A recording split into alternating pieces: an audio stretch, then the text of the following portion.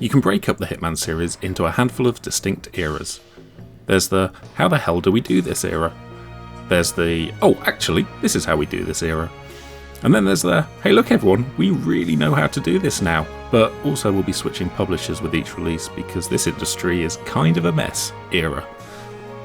And there's also Absolution.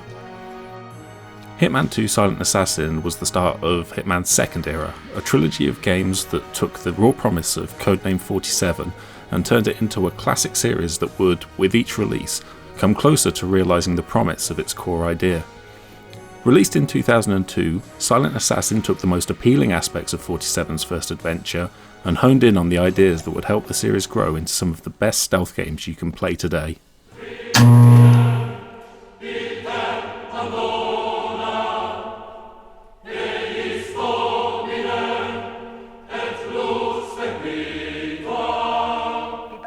The most important change to Hitman 2 is right there in its title, Silent Assassin. The first Hitman game did penalise you for killing civilians, but otherwise you could be as loud as you wanted. You could go for a more stealthy approach, but it was entirely for your own gratification, the game not caring if you killed just your target or every hostile guard along the way. And in most instances, being super stealthy would just make things harder for you. Silent Assassin changed this thanks to its new rating system. You can still go in guns blazing. In fact, replaying today, I'm surprised how viable an option it is. 47 is way tankier than I remembered, able to take down a small army with health left to spare. But do so and the game will give you a mass murderer rating, and you'll feel bad inside because deep down you know it's not what a professional hitman should do. Instead, you're encouraged to get in and out with almost no trace, killing almost no one except your target. There's some nuance here. You're allowed to kill one other person, even a civilian if you don't raise any alarms, meaning there's always an easy way to get at least one disguise to take you through the level. But mostly you need to be clean and quiet. Just firing a gun can raise your aggression meter, and if you do it too much it denies you your Silent Assassin rating, even if it's a silenced pistol fired harmlessly at nothing. It means every obstacle needs careful consideration. If you kill a guard early, you won't be able to later on, even if things get tricky. Hitman 2 Silent Assassin also added an option for a non-lethal takedown, which you'd think would make the silent approach much easier, but in practice it hinders more than it helps.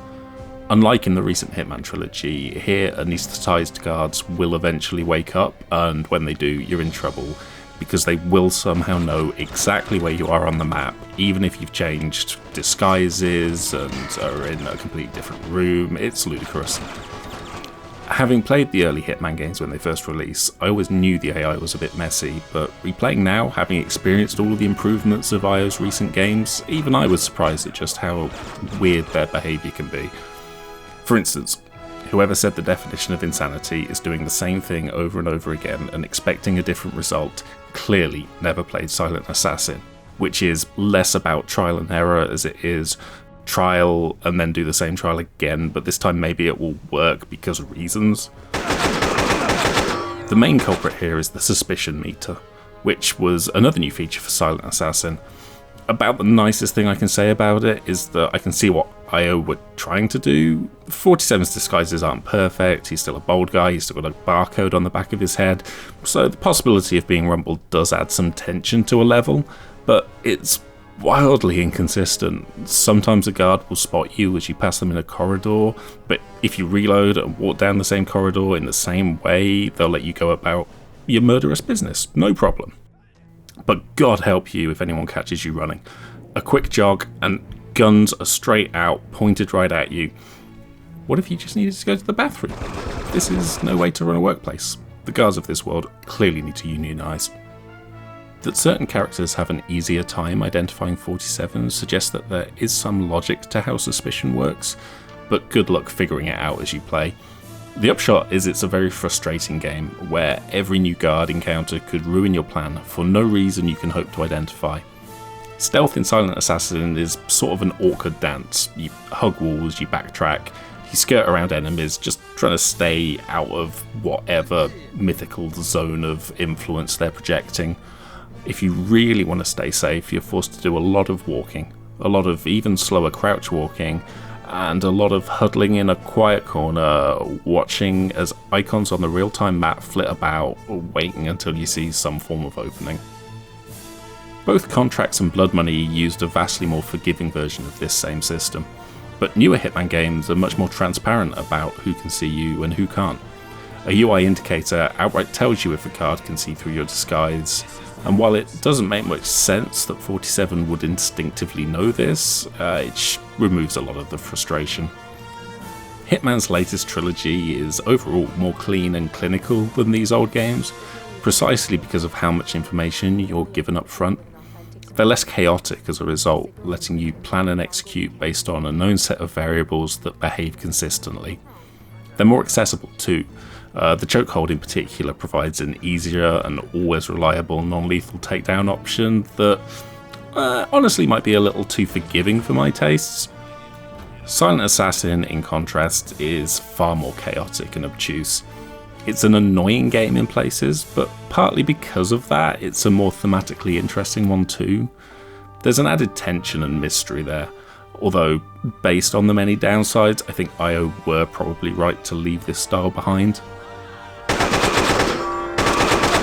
Silent Assassin's biggest achievement is its use of sandbox environments to create open-ended levels that offer a variety of different approaches and takedowns. Codename 47 was way more restrictive, but Silent Assassin has some real gems. The best is still probably its opening mission in a Sicilian villa, where 47 uses his binoculars at the start to case out the surroundings, and you're like, ooh, do I take this postman disguise and get through the main gate, or maybe that delivery boy and stash a weapon in his crate? Or I could grab the sniper rifle from the garage and just take this dude down from the hill. It's far smaller than any modern Hitman sandbox. Most of Silent Assassin's 21 missions are far more linear in approach. There's St. Petersburg, for instance, where one mission sees you snipe a specific target in a room full of generals. Or two truly terrible missions that have you climb a mountain in order to infiltrate a castle in Japan, dodging snipers that will shoot you for seemingly no reason, even when you're disguised. In fact, only a handful of missions feel like proper, open-ended sandboxes, but the ones that do really stick around in the memory. This was the first Hitman game that let you use an improperly prepared fugu fish to kill someone, a trope that the series has gone back to a few times since. Much of Silent Assassin isn't very fun to play today, but in its best moments it contains everything that's still great about this series. IO successfully drew on the winning ideas of Silent Assassin, cut away the stuff that didn't work, and in doing so made the formula for an amazing series of assassination sandboxes that we're still playing today.